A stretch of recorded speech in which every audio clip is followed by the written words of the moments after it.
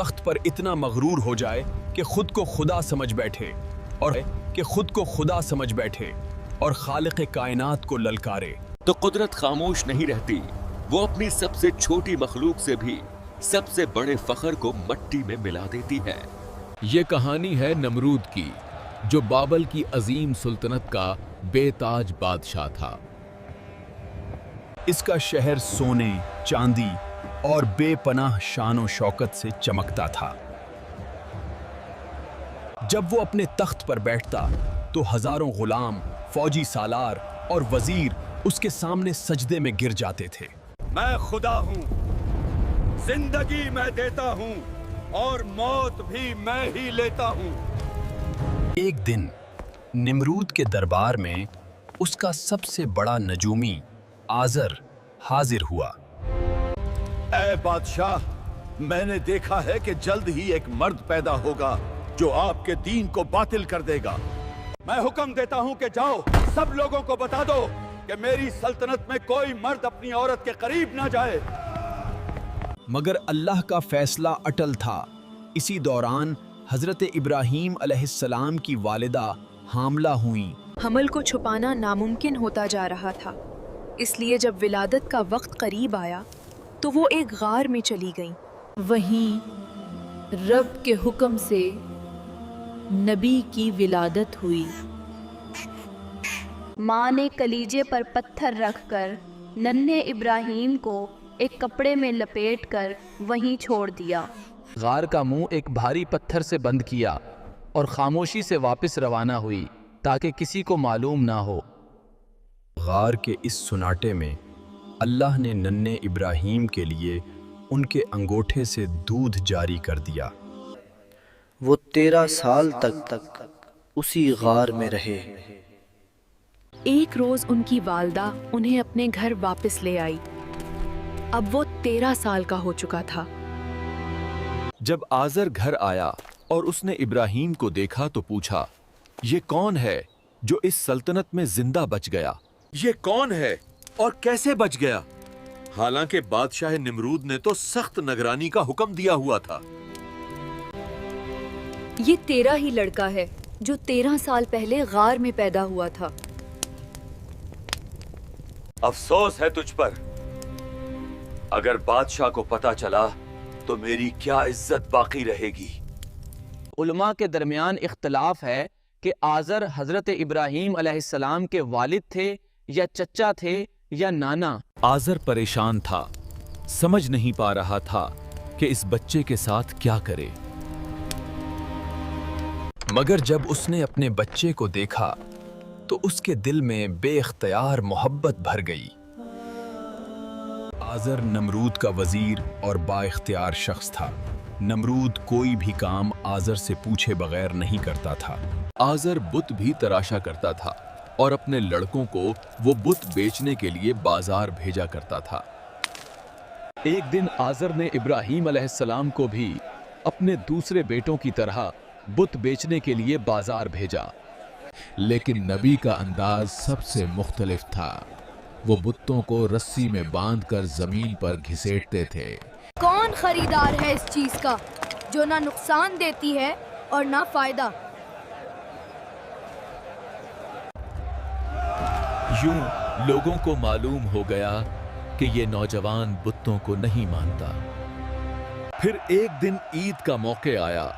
नमरूद और तमाम अहले शहर इबादत गाह की तरफ रवाना हुए और हजरत इब्राहीम अलैहिस्सलाम को बुतखाने की निगरानी जिम्मा लगा दी गई। ये वही लम्हा था जिसका नबी को इंतजार था।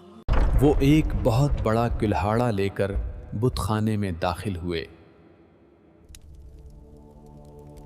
और एक बड़े बुत के सुआ सबको टुकड़े टुकड़े कर दिया। फिर कुल्हाड़ा उसी बड़े बुत के कुंधे पर रख दिया।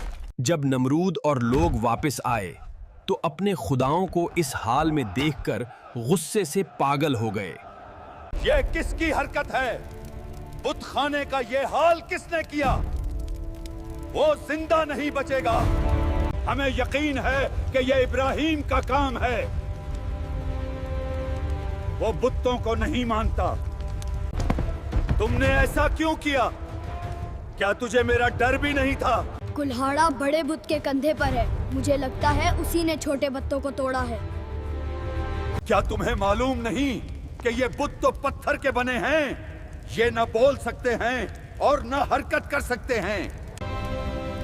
तो फिर इस बड़े बुत से ये पूछो कि उसने बाकी बत्तों को टूटने से बचाया क्यों नहीं? तुम पागल हो क्या?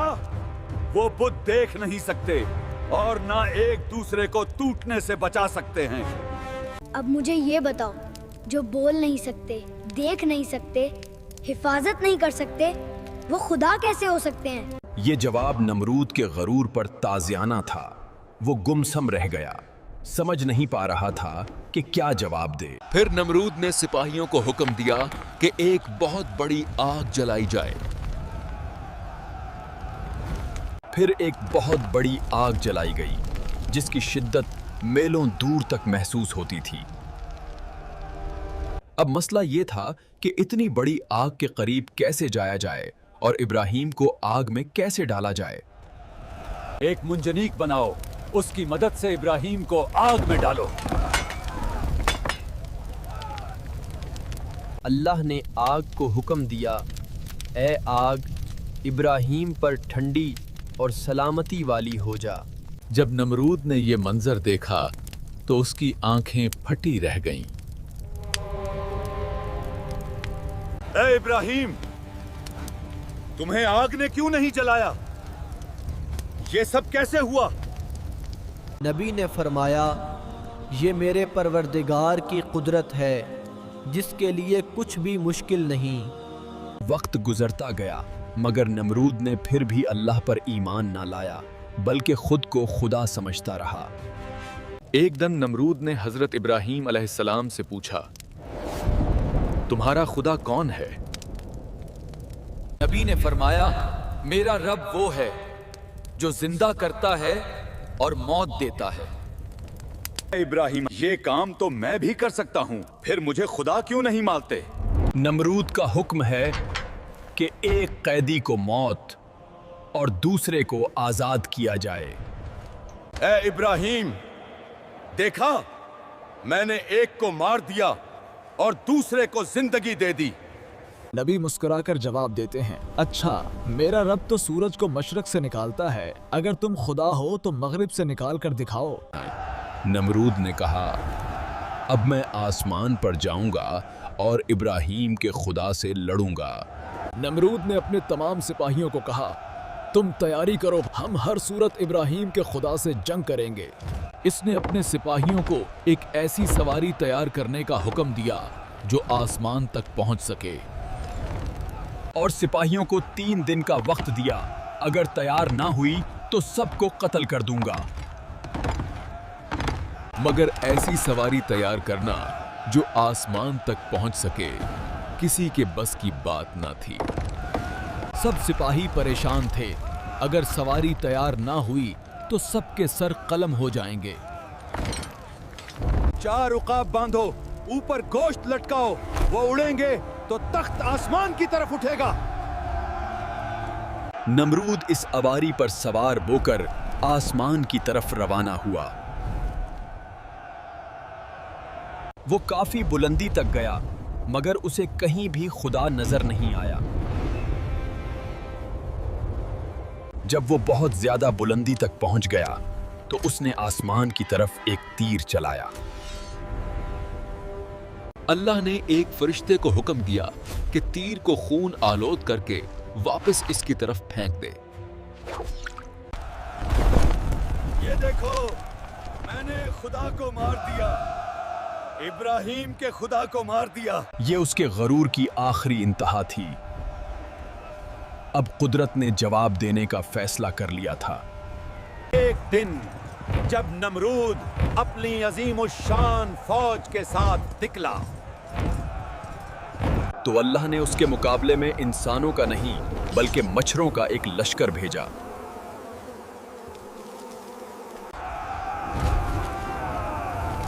हम इन मच्छरों के साथ हमला कैसे करें? सब लोग भागते हैं और नमरूद भी अपने महल की तरफ भागता है।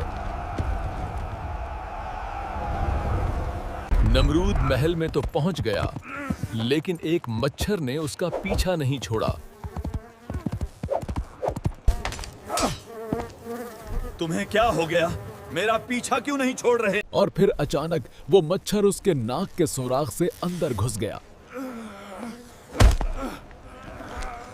थोड़ी देर बाद उसे एक अजीब सा एहसास हुआ, जैसे किसी ने उसके सर के अंदर हथौड़ा मारा हो।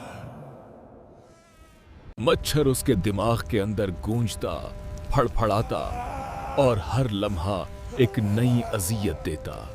नमरूद महल में दीवानावार भागता, दीवार से टकराता, फर्श पर गिरता। मेरे सर पर जूता मारो, जोर से मारो। और जब कोई जूते से उसके सर पर मारता तो नमरूद लम्हे भर को सुकून में आ जाता। लेकिन चंद लम्हों बाद वो अजियत दोबारा लौट आती। मच्छर फिर दिमाग में हरकत करता। दिन गुजरते गए। नमरूद की नींद, सुकून और गरूर सब मच्छर के एक वार से खत्म हो चुके थे। कभी सर्दी में नंगे पांव भागता, कभी फर्श पर तड़प कर चीखता। नमरूद अब अपनी सजा भुगत रहा था। सालों तक नमरूद इसी अजाब में मुब्तला रहा और उसका गुरूर खाक में मिल गया। एक दिन वो अपने ही हाथों से सर पेटते हुए गिर पड़ा। खद्दाम दौड़कर उसके करीब पहुंचे, मगर अब उसकी सांसें रुक चुकी थीं। वही नमरूद जो खुदा से लड़ना चाहता था, आज मट्टी में मिल गया। और यूं वो बादशाह जो खुद को खुदा कहता था, एक मच्छर के हाथों अंजाम को पहुंचा। ये अंजाम सिर्फ नमरूद का नहीं, बल्कि हर उस इंसान के लिए पैगाम है जो अपनी ताकत पर घुमंड करता है। इससे ये साबित हुआ कि गुरूर को मिटाने के लिए कभी-कभी एक मच्छर ही काफी होता है।